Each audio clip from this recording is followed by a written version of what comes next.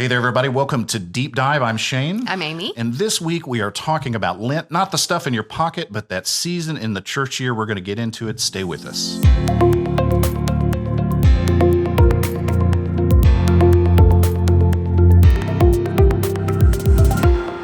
Before we dive into this week's episode, we just want to let you know that we are taking your questions to answer in future episodes. So if you have questions about subjects we covered, questions about life, anything having to do with the pod, even the most mundane and silly questions, send them to us at questions@deepdivepod.org. The notes are there on the screen, but they're also in the show notes to questions@deepdivepod.org. Now, let's get on with the show.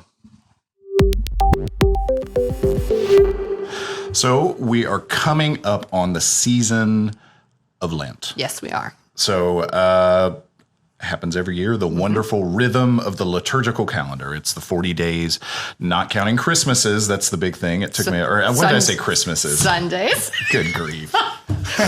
All those Christmases. Yeah, it's too much Christmas talk is what's going on. And yeah, so not counting the Sundays. You got that. Thanks for holding me straight on that. Because if you didn't say that, I just would have went forward to Christmas. No clue. So many Christmases. Yeah. So the 40 days leading this season of preparation, all those things. I don't know about you. I have a complicated relationship with Lent. And I was curious about you. What's your orientation? What's your relationship with Lent? Do you dig it? Do you fear it? Is it in the realm of, I go back and forth. Okay. Actually, I think depending upon the year. Sometimes I get very into it.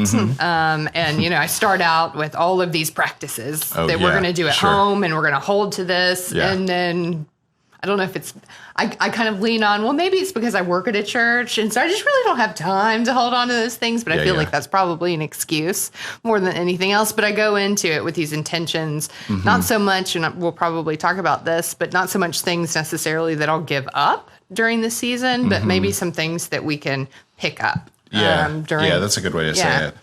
Yeah, I've always wondered, to me, Lent almost has always seemed to me almost like taking on a new workout plan. Yes, absolutely.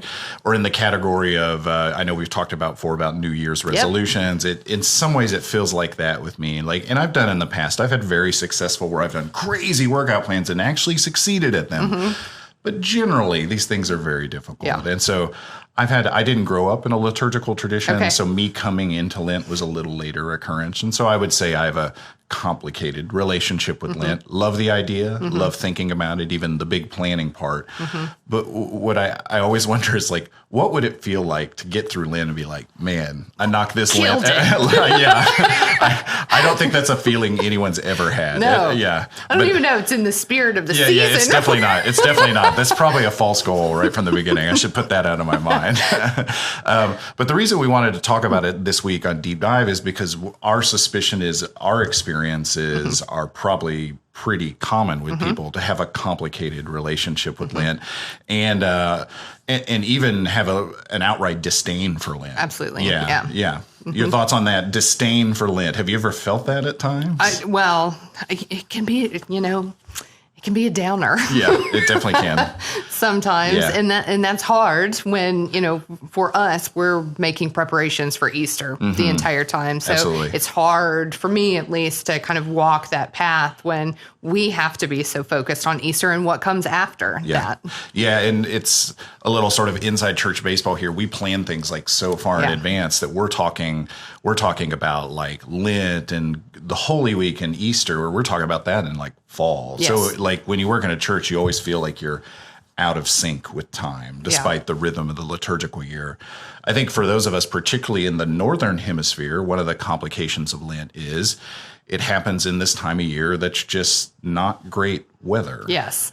It has been raining in Nashville for, 2 years now, just this year. Yeah. We still days to go. My backyard every morning I look out and it's flooded, and I get home at night and it's not. It recedes, but it's just, this daily ebb and flow because it's just dreary and not cold enough to be miserable, but not warm enough to be I can deal with the rain. It's that perfect annoying temperature. Absolutely. Yeah. And then the other side of Lent, when we get closer to Easter, this year it's in April.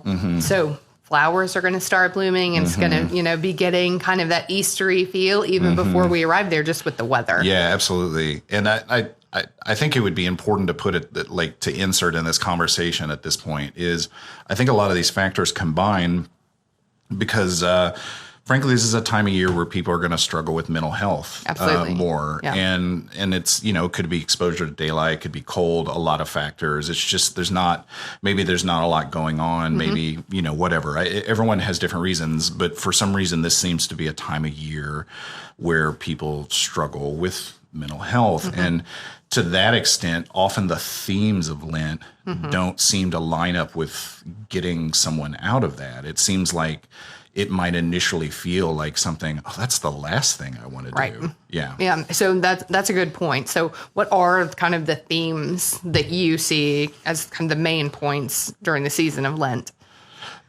To me, I've had to have a little bit of a change of heart about the season. And it relates back to what you were talking about with, one of the practices with Lent is often you give something up. Yes. Okay. So to me, I think part of my journey of faith is realizing that Christianity is not asceticism, meaning the purpose of giving something up for Lent is not just to torture oneself. Sure. Give up chocolate, give it, just to be like, it's not an endurance trial for an endurance trial's sake or intentionally self-given misery. It's not. And so in some weird way, I really view Christianity through, this is going to sound strange, through the eyes of hedonism. Okay. So it sounds crazy. Do tell. Yeah. Well, it's so funny. I know the conservative author John Piper has said this before. That's a common thing some people have said. But so to relate this back to particularly a Reformed tradition, and in our case a Presbyterian tradition, is we talk about what's the point of humanity? The chief end of humanity is to glorify God and enjoy God forever. And so that says to me that the root of all these things is joy. And so to me, I've had to reframe Lent not necessarily as this the doldrums or this solemnity or this, like, honestly, this self-guilt-ridden introspection. I've had to reframe it more as clearing out the stuff that's getting in the way of joy. Yep. And I think that's always honest. That's always been the theme of Lent, but for some reason we don't learn it like that, because I think maybe it's just because it's easy to remember the giving up part of it. Yeah, absolutely. Yeah. So interestingly, you're not quite here yet last year, but our theme for Lent was cultivating and letting go. So we talked about, and not even giving up, but that letting go, so that it's an active kind of thing. So it's decisive, and you continue to make those decisions throughout the season, but you let go of the things that are not life-giving to you, so that you have more room for those things that do bring you joy and the realization of God's presence and love in your life and in the world. Yeah, some of the language that used to come to mind for me was like the language of crucible. To metallurgy, it's the pot that melts metal and purifies it. Okay, objectively that's true, but the imagery doesn't quite work for us anymore. I tend to think of it, as I mentioned earlier now, as almost like a season of taking on a new exercise practice. And so that's actually a practice I've done before, is just said, like, although it might not seem overtly spiritual, to me it does, because it's, it's self-disciplining, it's adding something as opposed to just denying myself. And I tend to think of it a little more in that way, because the process of, giving up is in order to create space for something, because we don't have unlimited capacity to hold on to everything. And I think that's one of that might be the big lesson of Lent, is understanding one's limits and understanding what's getting in the way of finding joy. So I love that idea of, picking up some kind of exercise practice during Lent, actually, because you could even extend that. I'm sure this is where you are going with that too. But I mean, we were created. I mean, we are beings. We are humans who have bodies, and to be able to respect those and care for them is important.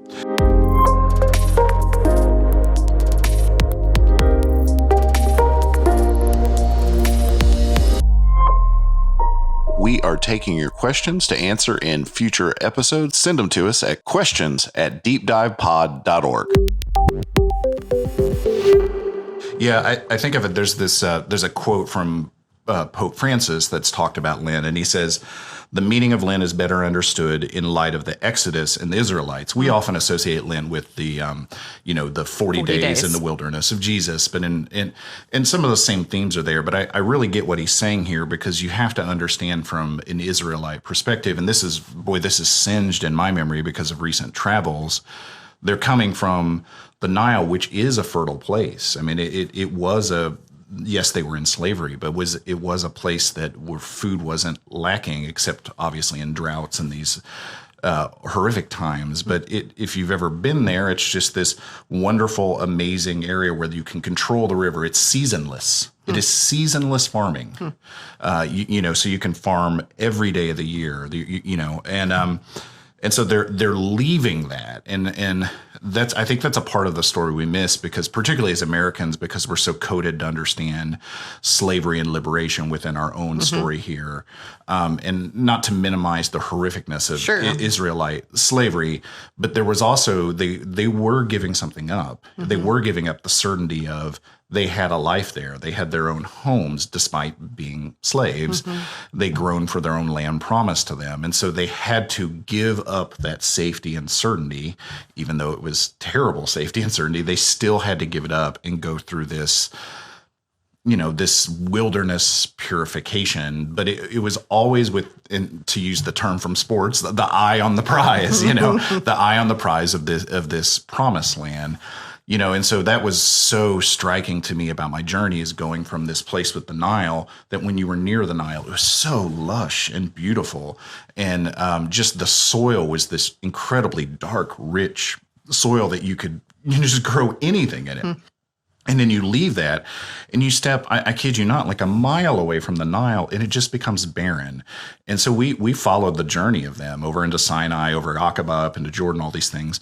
And through all those things, it's not like it gets much better. But then when you get to that Jordan River Valley where they finally cross over, you see this stark difference. And so it put into light what they gave up in this crazy period of time where they had so really little and relied just upon God in order for this promise of something else. And so that's helpful for me to remind that it's like going through this difficult time is to get somewhere. It's not just to go out in the wilderness and suffer, because that's what it is. So I think that's really interesting framing of that, because we read that they at times want to go back. Yes, right? absolutely. You've alluded to that a little bit, but they want to go back. And I think we read that without that kind of context and think, what? Why would they go back? Why would they go back? Why would you do that? Yeah. So that's really helpful. Yeah, I'm sure some of them probably had, due to the their status and culture, and probably who they worked with on a daily basis, probably had pretty good lives. They were still slaves. They were still captive. They didn't have the land promised to them. But for some of them, they probably had a pretty reliable, fairly safe life. And it's understandable. Being in Sinai, it is understandable why they would want to go back to Egypt. So I wonder if that kind of line of thinking could be carried into our own Lent too, that idea of going back. So say you were trying to pick something up, or you're trying to let go of something, or, however you want to frame that idea of, well, not even the idea, but perhaps the feeling like, do I really need to be doing this? Yeah, I think what's interesting is you often don't get that feeling that you want to go back until you've taken the first step on the journey. Absolutely. You know what I mean? So there was this Joan Chittister quote I read. It says, "Lent is a call to renew a commitment grown dull, perhaps by a life more marked by routine than by reflections." And it strikes me, and I am aware of this, that how much my life is dictated on the routine I'm in, because we put our lives in that autopilot. This is what I'm going to do every day. And then we go through it. And then if we don't examine that, and if we, as we start examining that, we might realize we are both doing things and we are people that we don't necessarily want to be. But yet again, when we first take that step, it is really uncomfortable, and we want to go back. I think that's kind of the subversive nature of Lent. And I think that's part of the point. It's upsetting those routines. And we don't have a lot of built-in opportunities for that really during the year. We've brought up already New Year's, people kind of mark that as a time, but you're coming off of Christmas at that point. I mean, when it's been, feasting and parties and, all of these kinds of big celebrations. So that almost is an even harder kind of break, I think, to try to go from that into everything's going to be different now. Yeah. And I think that's one of the, because my experience of Lent is not everything necessarily has to be different. It would be great if everything was transformed. Mm-hmm. But if your intention and you're reflective on maybe one or two parts of your life, then maybe you can make a little headway during the season. Yeah, to borrow from other, religious traditions, what is it? A journey of 1,000 miles begins with a single step. Yes. I think that's an important thing to remind ourselves of, because it's definitely just like you're saying with New Year's resolutions, to try to get the whole thing done. It's the whole package. Yeah, and maybe part of Lent this year is to give yourself permission to try to imagine, use your imagination, your holy imagination, to see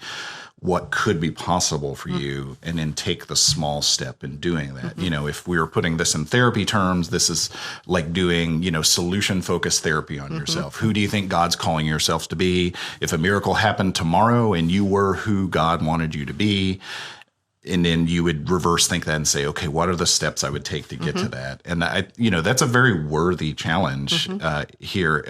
It also makes me think a little bit about, I think there's something at play there in the idea of our intuition and our routines.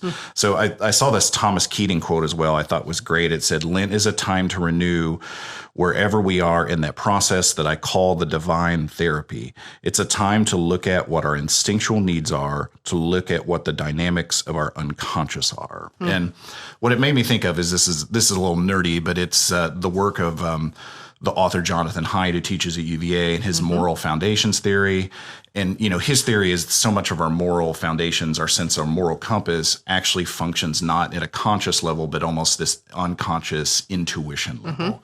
And so we can find ourselves years and years later having all these strong intuitions that just react so fast to things morally that might not be the things that we say with our mouths we believe. And I think Lent is a time to look at that sort of subconscious, unconscious self, that intuition, and to say, am I responding to the homeless person? Am I responding to the person I disagree with politically? Am I responding to a person from a marginalized community?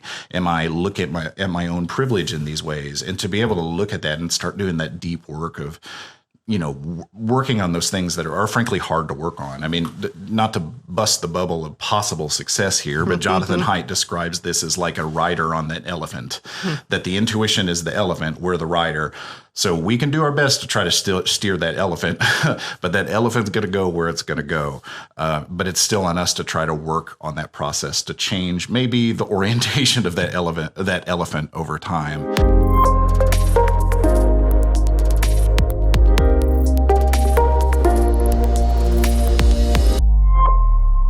So I think we are so driven as a culture by success and feeling like, well, what does success look like during the season of Lent? And I think that really points to, these may be small. Oh, yeah. These are important, but they may feel small. Yeah, I would suggest, I think it'd be nice to go into sort of frankly, kind of our advice a little bit. Sure. Now, granted, this is really personalized. You're going to have to know your own personality and what you think what you need to work on.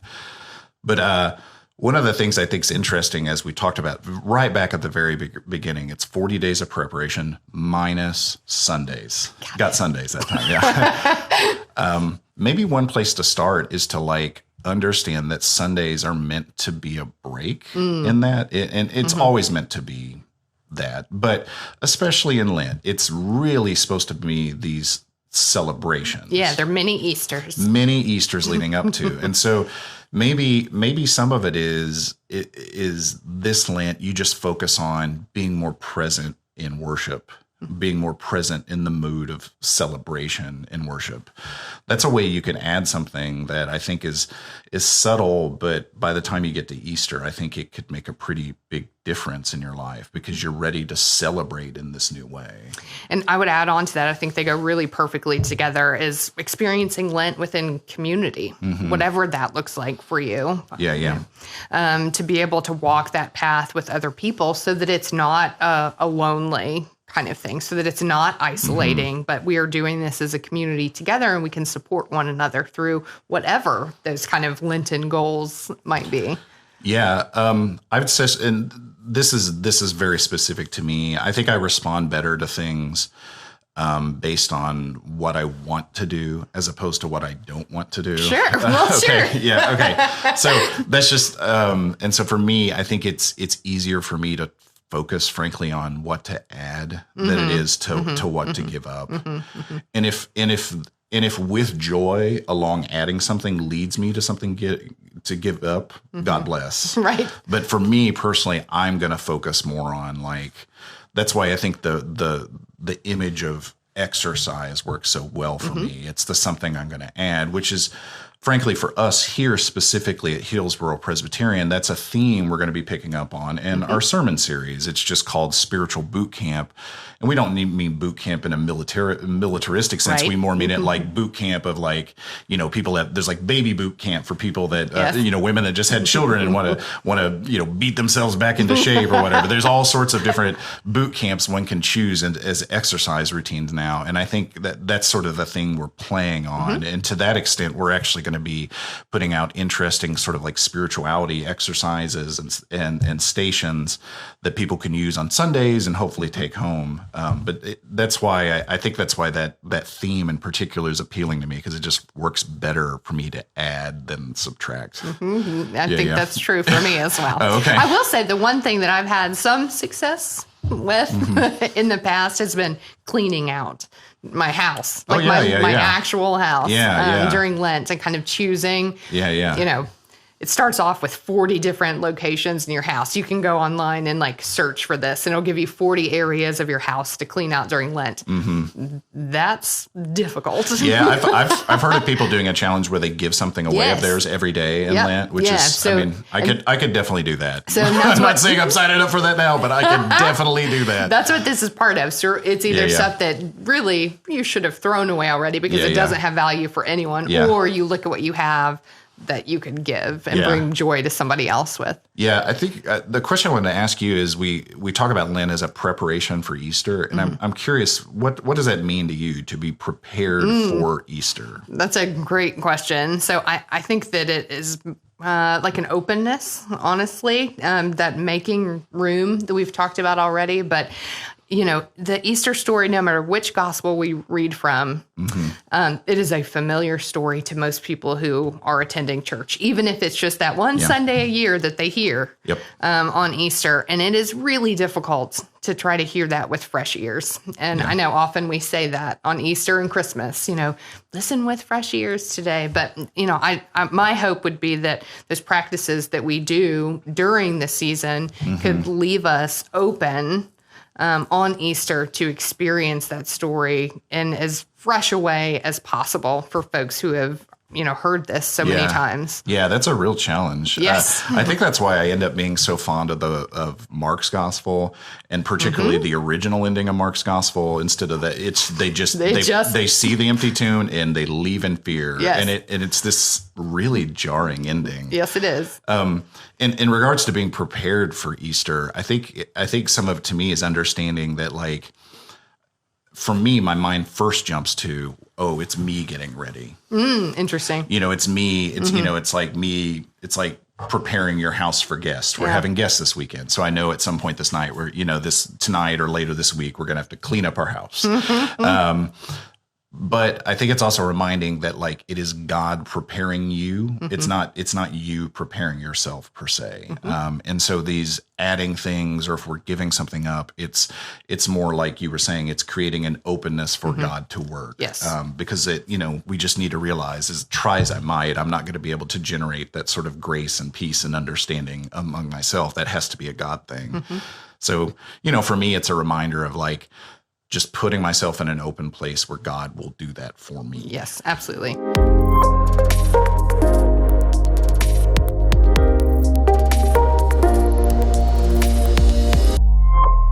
I think it's an important thing to note that this is also a season, as we alluded to earlier, because of mental health. It's important to keep your mind looking at itself and understanding where you are, to understand what you feel like you're able to endure or not.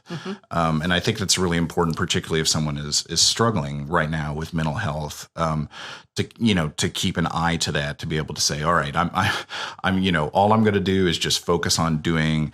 I'm not in a place to do something super introspective because I worry it's going to veer me towards guilt. But what I think I can do is I'm going to focus every day on trying to maybe connect with someone to bring a little joy.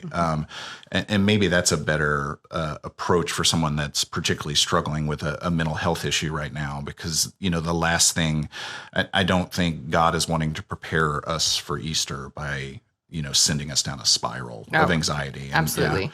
And I think that's always a complicated question. I know we've had those discussions here particularly about Good Friday, is how do we handle that? Because it's an anxious time here in the United States, and it's difficult. Absolutely. And I would point again within that conversation to community, and not walking the path of Lent alone, but being able to have conversations and, being able to lean on other people during the season is important. Yeah, that's a great reminder. That's why we're here. We're trying to add some extra things ourselves for Lent as a community. One of those is launching a new small group to study the book Soul Feast. We're also encouraging our leadership in the church to host simple dinner parties where people can go and connect in just sort of a simple way, just to add a little extra dose of community in the season. So that maybe it's helpful for us to think of those things as our Lenten practices. Yeah, I think they are. Yeah.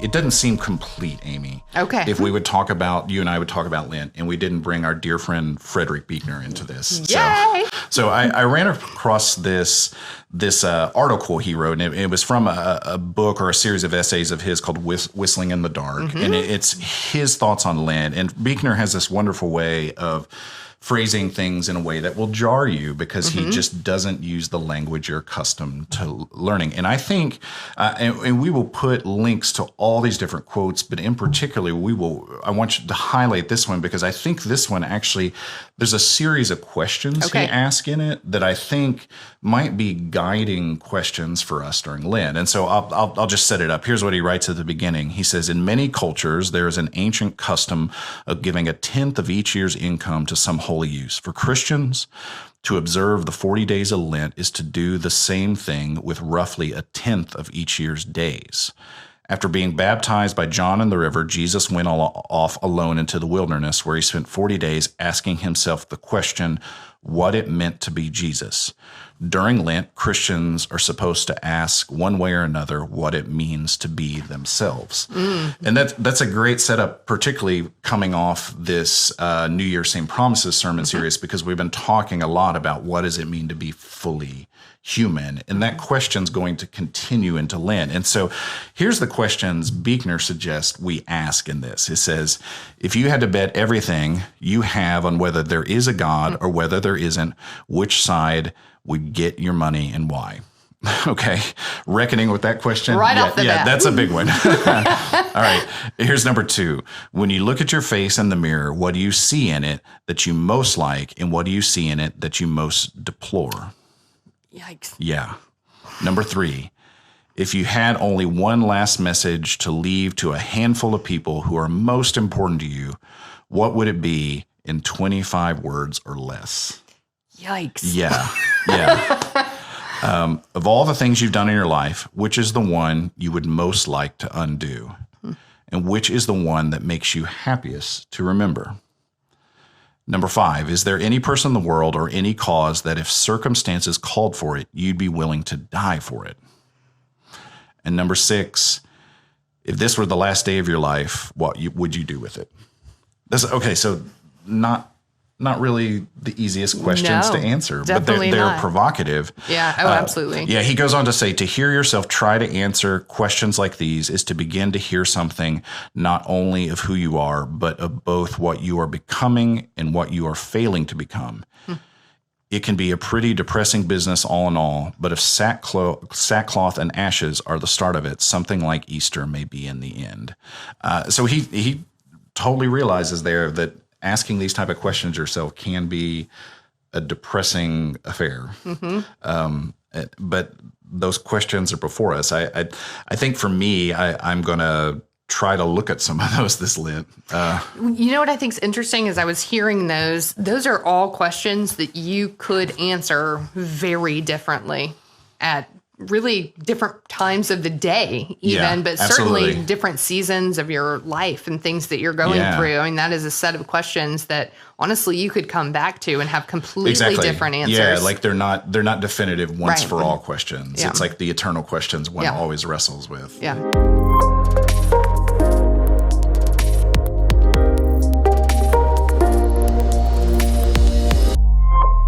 Well, we have come to the time of our show where we like to make recommendations about things we think you would love diving into, things that might give you a little joy, things that you might just love because we've loved them. So, Amy, how about you go?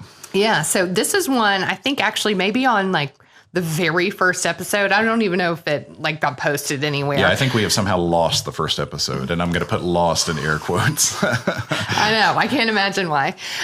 So I have an app on my phone that's called the Calm, C-A-L-M. It's hard for me to enunciate that. The Calm. I've heard them advertised before because they always say, visit us at calm.com. And I was like, that's a mess. Yeah. It's hard to say, but calm.com, I mean, it has a ton of meditation stuff on there, but it also has just some really nice background music. So if you were doing some of this kind of introspective thinking, it could be helpful. And then also they have just beautiful scenes from around the world with music overlaid on there. So it's kind of that contemplative sort of feel. So I highly recommend that. I have been reading a book, and this is going to be my recommendation. It's a book called Finite and Infinite Games by James P. Carse. I think it's Carse, not Carse. He's a professor emeritus of history, literature, and religion at NYU. And basically, I'll summarize very quickly. It's finite games are games that you play in order to win them. Infinite games, the goal of the game is simply to keep playing. So finite games, you play within established rules in order to try to win. Infinite games, you actually play with the rules themselves in order to keep the game going. Now, he's not talking about actual games here. He's talking about the systems we live in. And so to make an example of it, he says organizations and relationships get in trouble when they're playing infinite games. You know, marriages, long-term business relationships, organizations and companies, they're obviously meant to survive and to continue going, but they get in trouble when they start using finite game tactics. And so I think it's an interesting reminder. It's a very dense read, but it is an interesting reminder. I think the simple takeaway is like the point is not to win because you could win and in the process you have sabotaged the game. And I think that's a really thing for us to remember both in interpersonal relationships. It's an important thing to remember in church because if you've ever been in a church situation that's turned toxic, it often turns toxic because we can lie to ourselves and feel that if I just get this one thing right, if I get this one thing my way that I think is God's way, everything would be okay. And that's worked out exactly 0 times. And so, the point really is how do we encourage each other to be generous game players? And I think that's really interesting. The final thing I'll recommend is the television show Brooklyn Nine-Nine. So it seems crazy, but I've recommended The Good Place on here before, but there is Parks and Recs, The Good Place, and Brooklyn Nine-Nine, all created. A lot of recommendations. All created by Michael Schur, who played Mose on The Office. He was also a writer on The Office. But I saw someone on Twitter yesterday say they actually consider those 3 the same show, and I'm kind of in that camp as well because they are a diverse cast. They're hilarious. It's about human dignity and generosity with one another. And what's so unique about Brooklyn Nine-Nine, it takes place in a police precinct. It's not really the place in our climate we necessarily think of generosity and humor, but it is hilarious and wonderful. And it's had a neat story in recent years because it used to be on Fox, got canceled a year ago, and it had this enormous online following, and NBC picked it up. Oh, it was one of those where there was an outcry. Yeah. There was, and they didn't realize it at first because it's hard to know who's watching things online sometimes. Kind of like this podcast. We don't know it, but there's, 10,000 people in Austria that just love this. It's amazing. Yeah. Well, all those quotes and links to all these interesting things we talked about are down in the show notes, which are below here on YouTube, or in the show notes if you're on a podcast app.